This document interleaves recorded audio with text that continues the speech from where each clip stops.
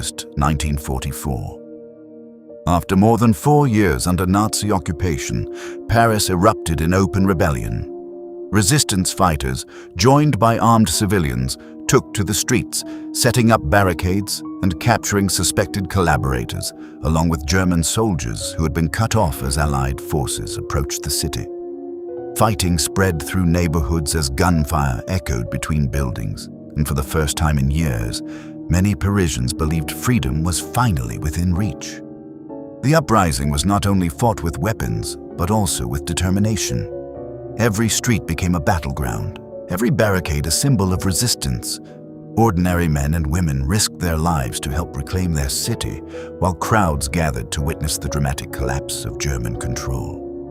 After years of occupation, fear was slowly being replaced by hope.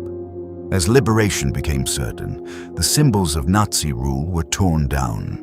Across Paris, crowds ripped German propaganda posters from walls and buildings, celebrating the end of an occupation that had lasted since 1940. The destruction of these posters was more than an act of celebration. It was a public rejection of Nazi authority and a powerful sign that Paris belonged to its people once again. But liberation also brought acts of revenge. Women accused of having relationships or collaborating with German soldiers were dragged into public squares where their heads were shaved before large crowds. Many faced humiliation without a formal trial, and some were punished simply because they were suspected of collaboration.